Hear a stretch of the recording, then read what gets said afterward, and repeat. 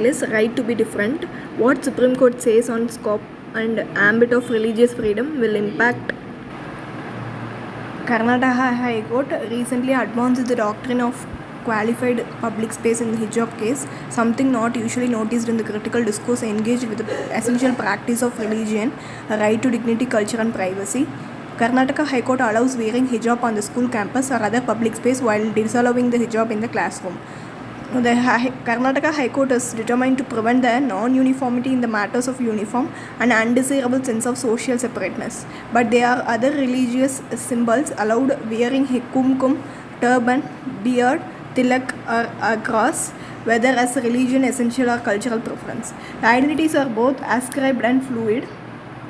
But I learned from Shabanu, as interviewed by Dr. Seema Sakhar, that she was not a napak aura, that is impervious woman, who, when she affirmed both her religious identity and deplored the modern law as a means to secure the right of Indian Muslims women citizen, so did about 50,000 Muslim women who signed a petition to Prime Minister demanding a law that would abolish the instant triple talaq. At least three related human rights: the human right to identity, to acquire different identities, and to manage the conflict of identity. Future of human rights. Karnataka High Court cites a passage from my book, The Future of Human Rights, which reminds us that freedom of conscience precedes the right to religion. Constitution recognizes that each citizen has the right to moral faculty called conscience, which helps to choose or change religion or renounce all religion. Consciousness choices do not lead to separateness. Identity only makes social sense, which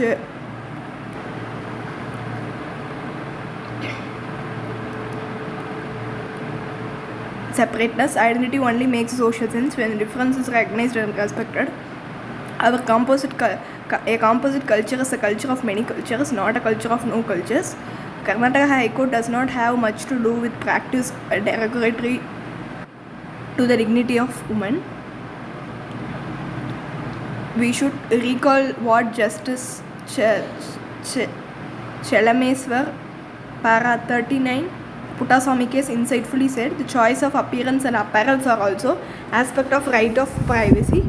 Freedom of certain groups of subjects to determine their appearance and apparels are protected and need not necessarily be based on religious beliefs, falling under Article 25. Next article that we are moving into is related to why XC variant may not be a concern as of now.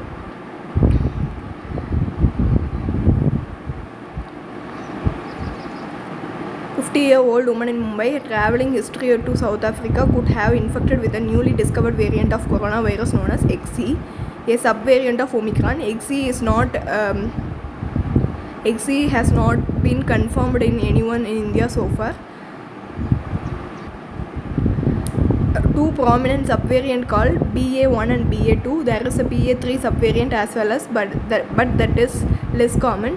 During the initial phase, BA1 subvariant was most widespread. In India, however, it was BA2 that was most dominant during the third wave. What is XC subvariant of Omicron? XC variant is what is called recombinant. It contains a mutation found in the BA1 as well as BA2 varieties of Omicron.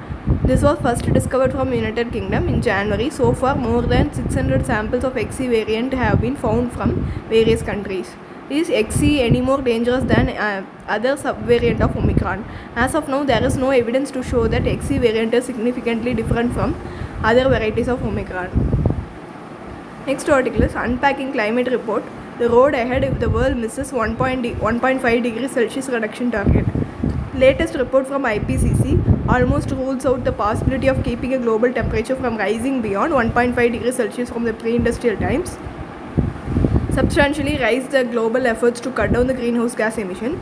Immediate is not 5 or 10 years from today, but now. Third and final report of IPCC 6th assessment report released on Monday says that unless global greenhouse gas emission peak by 2025, they decline at least 43% from the current level by 2030. There is a little hope for meeting 1.5 degree target. Tough asking ask, considering that global emissions are still showing an increasing trend. Greenhouse gas emission in 2019 are about 12% higher than in 2010, breaching 1.5 degrees Celsius target. Global average temperature have already risen about 1.1 degrees Celsius from the pre-industrial times. 1.5 degrees Celsius threshold would most likely to breach even in the best case scenario. But if everything is done right, it would be possible to bring temperatures down a little at later stage, possibly within 1.5 degrees Celsius limit by the end of the century. A temporary overshoot of this limit, however, seems unavoidable now. Feasible option. A lot of reduction in the current level of emission can be achieved through the existing technologies that are not feasible but also affordable. Although feasibility as well as affordability vary across the regions and sectors, IPCC report has said. Importantly, the new IPCC report points out that nearly half of the world's current emission can be cut down by 2030 using only technologies that cost less than $100 to reduce 1 ton of carbon dioxide equivalent. Examples of such technologies include large-scale deployment of renewables like solar, wind energy, carbon sequestration in soil, reduction in deforestation, improvement of energy efficiency, and 25% of carbon emission can be reduced using technologies that cost less than $10 per 20 per tons of carbon dioxide equivalent. Lifestyle changes such as adoption of bicycle instead of motorized vehicles and large use of public transport, for example, has come down by nearly 85%, while cost of wind power has reduced by 55% since 2010. Energy alternatives needed. Traditional sources of energy such as oil, gas, coal would have almost completely abandoned over the next few decades if the climate goals have to be achieved. The IPCC report says that coal would need to be given up entirely by 2050, while the use of oil and gas need to be reduced by at least 60 and 70% respectively. Next article is why Centre has objected to Odisha's plan for landmark Lingaraj temple. Lingaraj, the largest temple in Bhubaneswar and the most prominent landmark of the city, was commissioned by King Jajati Keshari in 10th century, completed by King Lata Tentu Keshari in the 11th century. It was built by sandstone and laterite in the Kalinga style of architecture. The temple has 4 components: Vimana, that is structure containing the sanctum; Jagamogana, assembly hall; Natamandira, festive hall; Bogamandapa, hall of offering, all of which are aligned actually in the descendant order of the height. The tower is 148 feet height, and within the complex courtyard stand 150 smaller shrines. In December 2019, Odisha government announced a development plan for the temple and its peripheral area. 66-acre Ekamra Kshetra development plan was intended to preserve 9 sites and their nearby areas through an expenditure of around 700 crore. Lingaraj Temple Ordinance of 2020 was brought to manage rituals and other activities at Lingaraj Temple and 8 associated temples. This was intended to be on the lines of Special Act by which affairs of Jagannath Temple in Puri are managed. Jagannath Temple was the first temple in Odisha to have Special Act in 1955. Lingaraj Temple is currently governed by Odisha Hindu Religious Endowment Act. Ordinance was forwarded to the President for his assent, and Centre proposed the insertion of clause saying, as far as 12 centrally protected monuments are concerned, the provisions may be in consonance with the Armsar Act. After this was done, Odisha Cabinet cleared the revised ordinance on November 21, 2021 and sent it to President. This is what this article is all about. Next article that we are moving into is related to West set to toughen the sanctions. United States, United Kingdom, European Union are set on Wednesday to impose new punishing sanctions targeting Russia, including a ban on all new investments in the country and European Union embargo on coal after evidence of torturing and killings emerged in the recent days on the town outside of Kyiv. US officials said, but the energy transactions are exempted from the latest measures. British also froze the Sherbanks asset and said it would ban imports of Russian coal by the end of this year in the latest installment of the sanctions coordinated with US and other Western allies to stop the Putin's war machine. Next article is concerns over China accused to develop hypersonic missile. United States United Kingdom, Australia announced on Wednesday that they will work together via the recently created security alliance known as AUKUS to develop this hypersonic missile. The move comes amid growing concerns of US and allies about China's growing military assertive in Pacific. US, Russia, China have looked to develop the hypersonic missile, a system so fast that it cannot be intercepted by any current missile defense system. Biden, Johnson, Morrison have billed the creation of AUKUS as a chance to build the greater sharing of defense capabilities. The move, especially equipping Australia with nuclear-powered submarines, becomes significant as the draft security pact between Solomon Islands and China has prompted concerns about a possible Chinese naval presence in 1,200 miles of northeast Australian coast. Next article is Sri Lanka in restricted cover category, ECGC, to keep an eye. After Russia public sector emergency credit line guarantee scheme, credit line guarantee company which provides a credit risk insurance and related service for exports has put to Sri Lanka, which is going through the financial crisis, in the restricted cover category 1. ECGC provides a range of credit risk insurance cover to the exporters and against the losses in the export of goods and services. India had a trade surplus of about $3.8 billion with Sri Lanka in 2021, while India's export were $4.8 billion.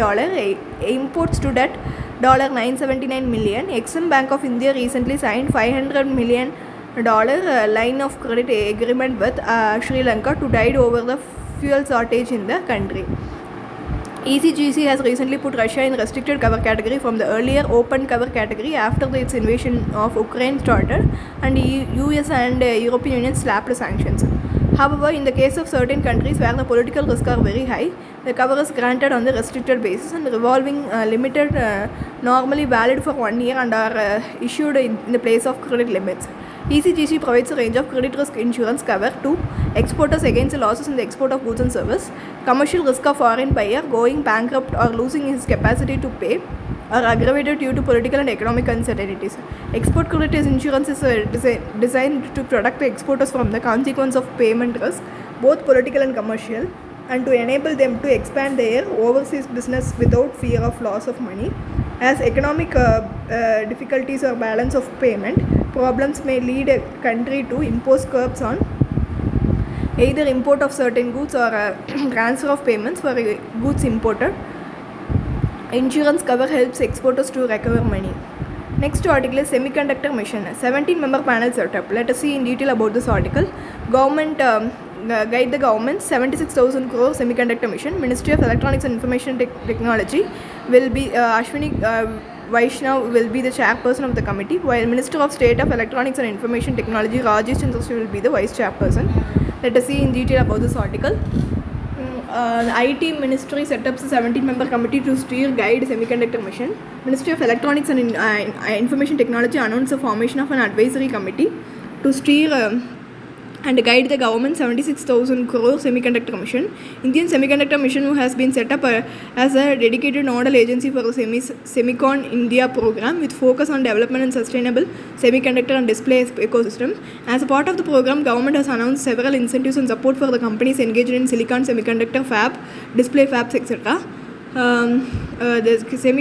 The committee will be chaired by Ministry of Electronics and Information Technology with members from government, industry and academia. Ministry of State will be the vice chairperson and secretary as a convener.